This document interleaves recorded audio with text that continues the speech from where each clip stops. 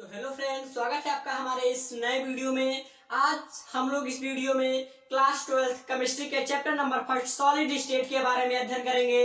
इससे पहले इस चैप्टर की हमने 2 वीडियो बना चुकी है। अगर आपने उसको नहीं देखा है तो आप लोग इस वीडियो के डिस्क्रिप्शन बॉक्स में जाकर उस वीडियो की लिंक से उसे देख सकते हैं। मेरा नाम है कृष्णा और आप देख रहे हैं हमारा यूट्यूब चैनल ट्रिपल के स्मार्ट स्टडी। तो आइए समय को वेस्ट ना करते हुए हम अपनी वीडियो शुरू करते हैं।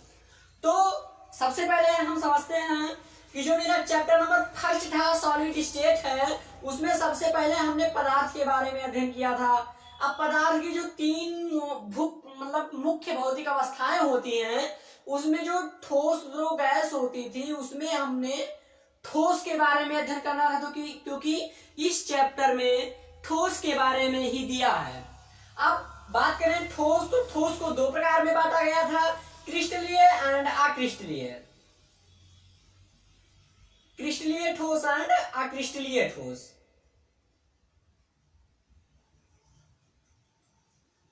जैसा कि आप लोग को पिछली वीडियो हमने बता दिया था कि जो क्रिस्टलीय ठोस होता है, इसकी जो ज्यामिति होती है वो निश्चित होती है, निश्चित ज्यामिति।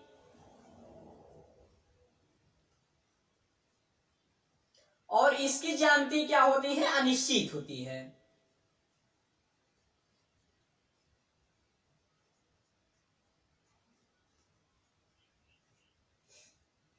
तो सबसे पहले क्रिस्टलीय जालक, त्रिविम जालक एवं आकाशीय जालक पढ़ने से पहले इसमें जो मेन रोल है वो घन आता है। तो घन के बारे में हम लोग को बेसिक जानना बहुत आवश्यक है। तो आइए समझते हैं घन का बेसिक क्या होता है। तो यहां पर हेडिंग डालेंगे हम घन। इसके बेसिक के बारे में हम समझते हैं। अगर आपसे कोई पूछ ले कि घन में कोनों की संख्या कितनी होती है, तो आइए हम समझते हैं, आपको दिखाते हैं कि क्या होती है, कितनी संख्या होती है। अगर जैसे पहले देखिए ये है घन,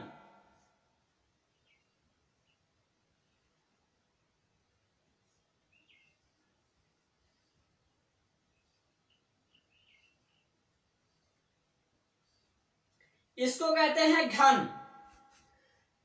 अब अगर कोई पूछ ले घन, तो घन में कोनों की संख्या कितनी होती है, घन में कोनों की संख्या कितनी होती है, तो सबसे पहले हम यहां पर लिखते हैं कोनों की संख्या।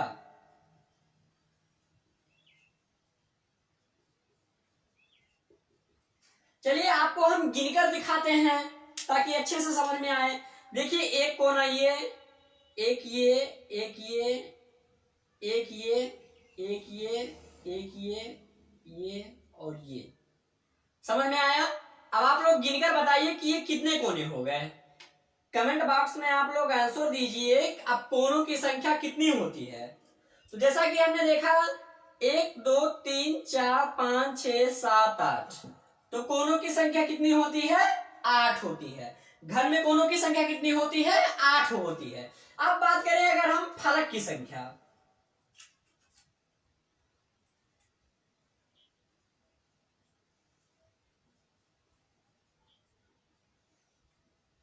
देखिए फलक की संख्या होती है 6, लेकिन मैं आपको बता रहा हूं कैसे होती है 6।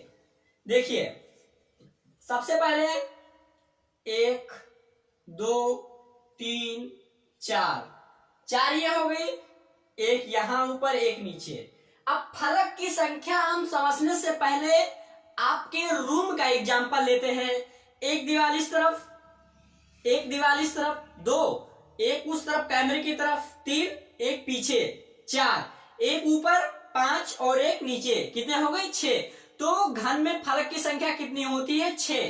तो हम लोग यहां पर लिख देते हैं 6। जैसे यहां पर भी ऐसे हो गया 1 2 3 4 5 और 6। अब हम समझते हैं जो घन होता है उसमें कोरों यानी किनारों की संख्या कितनी होती है। कोरों और कोनों में अंतर है। कोरों यानी किनारों की संख्या। तो एक बार हम इसी घन को हल्का सा मेंटेन, चलिए हम घन दूसरा बना लेते हैं।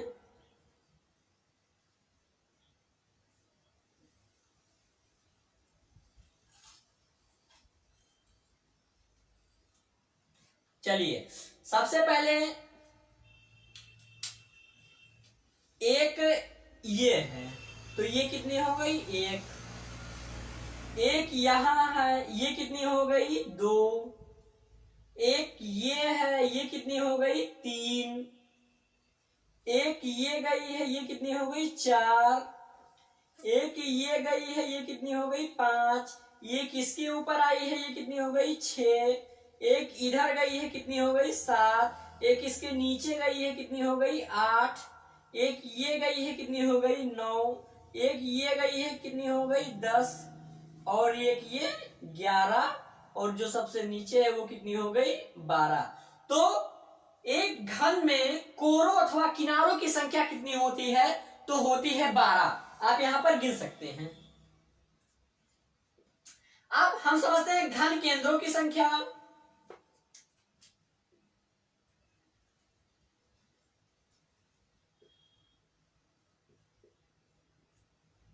तो घन केंद्रों की संख्या केवल एक होती है, घन केंद्रों की संख्या केवल एक होती है। अब बात करेंगे हम घन विकर्णों की संख्या।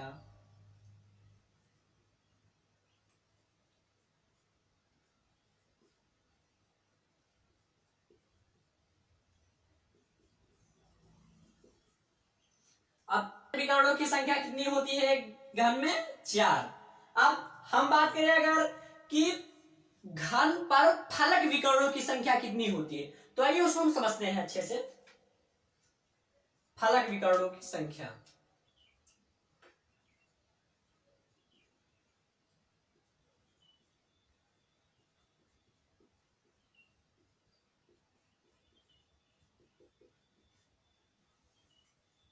हम समझते हैं फलक विकर्णों की संख्या को।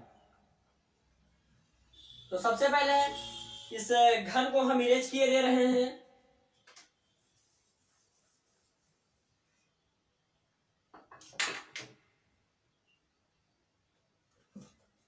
अब जो फलक विकर्णों की संख्या समझने के लिए सबसे पहले देखिए, एक फलक पर 2 विकर्ण होते हैं। तो हमने अभी जाना जो फलक होते हैं वो 6 होते हैं, यानी 6 दूनी 12।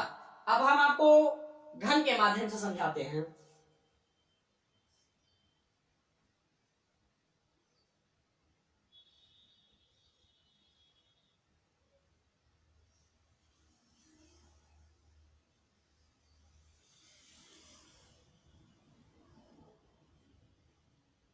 चलिए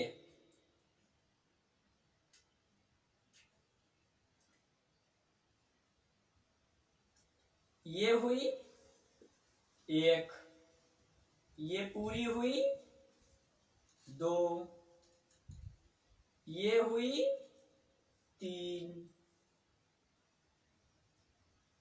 इससे मिला दीजिए। अब अगर आप मिलाना चाहते हैं तो देखिए, ये हुए 1, 2, 3, 4, 5, 6, 7, 8, इतना आपको समझ में आया। अब आप मिलाइए, देखिए जो देखिए 1, 2, 3, 4, ये क्या है, पीछे है।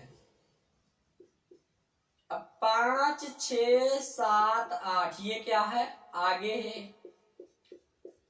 तो देखिए 1 को हमें मिलाना है 7 से, 1 को मिला दिया हम किससे, 7 से, समझ में आया। 1 को मिला दिए हम 7 से, अब मिलाएंगे हम 2 को 8 से। देखिए 2 कहां है मेरा, देखिए ये 2 है, 2 को मिला दिए हम यहां, कितना हो गए, 8 से। अब हम 3 को मिलाएंगे, 4 को मिलाएंगे 6 से, 4 को मिलाएंगे 6 से। तो देखिए 4 ये है, 6 ये है, हमने इसको मिला दिया 4 और 6 को। अब हम जो 3 बचा है, 3 को मिलाएंगे 5 से। तो जो 3 देखिए कहां है, 3, 3 ये है, 3 को किससे मिलाएंगे, 5 से, 5 ये है। तो 3 और 5 को मिला दिए। अब जो हमने अभी बताया ना, एक फलक पर 2 विकर्ण, एक फलक इज इक्वल टू दो विकर्ण, एक फलक इज इक्वल टू दो विकर्ण, तो 6 फलक इज इक्वल टू 12। समझ में आया? चलिए एक बार हम फिर समझते हैं। कोनों की संख्या कितनी होती है? 8 होती है, गिनकर बताया था आपको। फलक की संख्या आपको रूम की उससे समझाया था, 1 2 3 4 5 कैमरे की तरफ और पीछे 6। कोनों किनारों की संख्या अभी हमने बताया था कि 1 2 3 4 5 6 7 8 9 10 11 12 गिनकर बताया था आपको। घन केंद्रों की संख्या 1 बताया था, घन विकर्णों की संख्या 4 बताया था, और फलक विकर्णों की संख्या भी हमने आपको बताया 12। तो यहां तक आपको वीडियो समझ में आ गई होगी। अब इसके आगे हम समझते हैं क्रिस्टलीय जालक या फिर त्रिविम जालक या फिर आकाशीय जालक क्या होता है। तो इससे पहले आप इसका स्क्रीनशॉट ले लीजिए, फिर हम उस स्टेप पर चलते हैं। तो सबसे पहले आप इसका स्क्रीनशॉट ले लीजिए। चलिए अब इस बोर्ड को हम इरेज किए दे रहे हैं, फिर हम समझते हैं क्रिस्टलीय जालक या फिर त्रिविम जालक या फिर आकाशीय जालक क्या होता है। दोस्तों ये टॉपिक बहुत ही आनंदमय है, आपको इस टॉपिक को पढ़ते हुए बहुत मजा आएगा। तो सबसे पहले हम इस बोर्ड को इरेज किए दे रहे हैं। तो सबसे पहले हम त्रिविम जालक का डिफिनीशन लिखे दे रहे हैं, फिर आपको समझाते हैं एग्जाम्पल के रूप में कि त्रिविम जालक क्या होता है। तो सबसे पहले चलिए लिख लेते हैं त्रिविम जालक।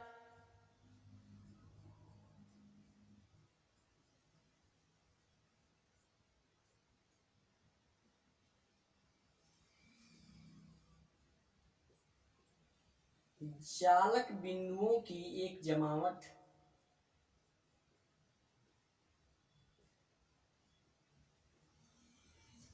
होती है, जालक बिंदुओं की एक जमावट होती है जिसमें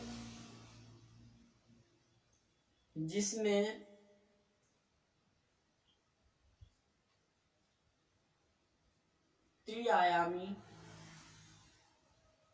स्थानों में यानी 3D में विभिन्न स्थानों पर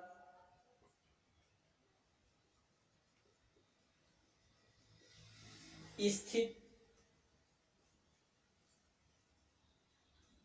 कणों की व्यवस्था को प्रदर्शित किया जाता है।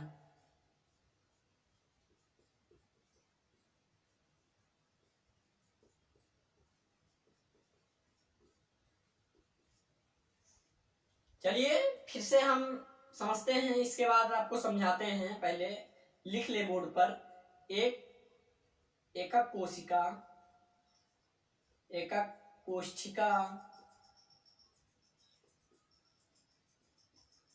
में कणों की सही स्थिति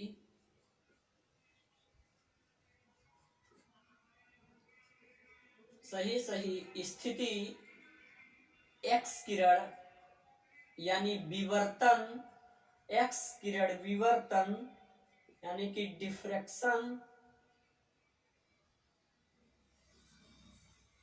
द्वारा प्राप्त की जा सकती है, प्राप्त की जा सकती है।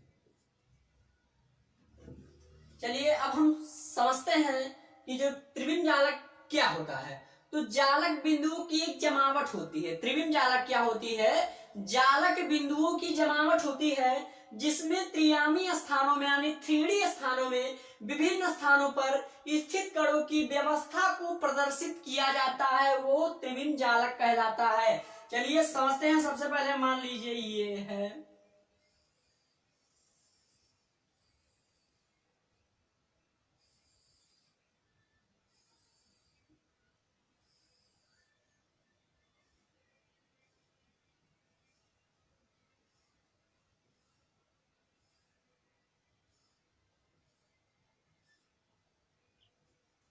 ये जो पूरा है ये क्या है, ये है त्रिविम जालक।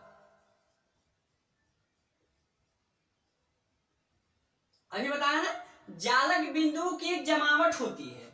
जालक बिंदुओं की एक क्या होती है, जमावट होती है, जिसमें त्रियामी स्थानों में यानी 3D स्थानों में विभिन्न स्थानों पर स्थित कणों की व्यवस्था को प्रदर्शित करता है।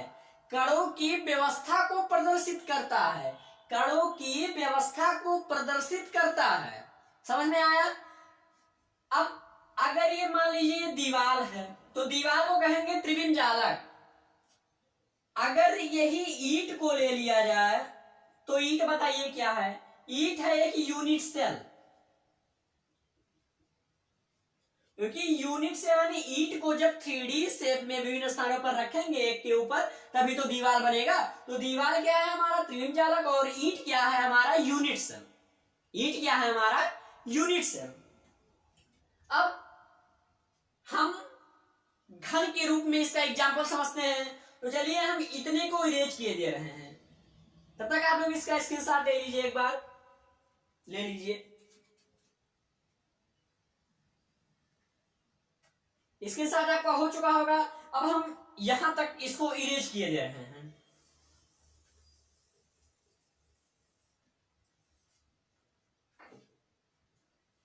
देखिए अब हम बनाते हैं घन।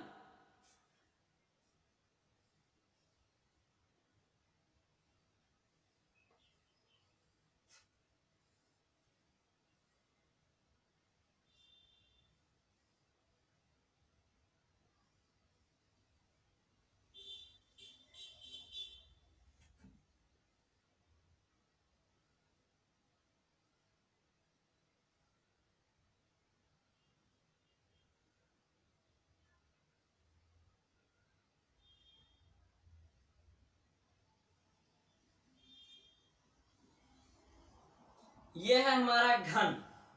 इसके ऊपर भी आप घन बना सकते हैं, इसके नीचे भी आप घन बना सकते हैं। तो समझाने की केवल आपको इतना है कि ये जो एक साथ दिख रहा है, घन को मिला मिलाकर जो एक साथ दिख रहा है, इसको कहेंगे हम क्रिस्टल लेटिस।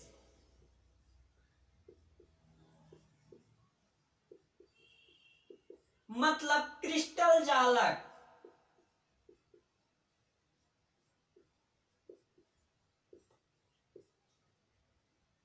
जब वो घन को एक साथ मिला दिया जाता है, एक के ऊपर एक रख दिया जाता है, तो उसको कहेंगे क्रिस्टल लेटिस। अगर यही केवल एक घन है हमारा तो इसको कहेंगे यूनिट सेल।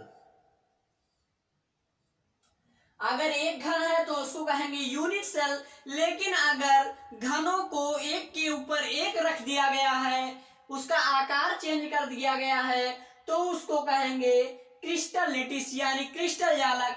आप इसी प्रकार को दीवार में भी ले सकते हैं। आप दीवार को कह सकते हैं क्रिस्टल लेटिस यानी क्रिस्टल जालक, लेकिन जो ईंट को एक के ऊपर एक रखकर दीवार बनाया गया है उसको कहेंगे हम ईंट यानी यूनिट सेल।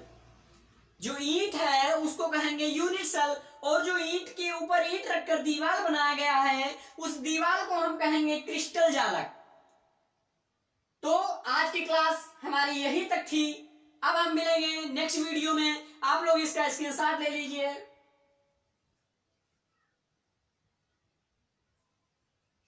आपका स्क्रीनशॉट हो चुका होगा। आशा है कि आपको यहां तक की वीडियो समझ में आई होगी। अगर आपको यहां तक की वीडियो समझ में नहीं आई है तो आप लोग कमेंट बॉक्स में अगर आपका कोई क्वेश्चन है तो आप उसमें पूछ भी सकते हैं। और मिलेंगे हम नेक्स्ट वीडियो में, तब तक के लिए थैंक यू।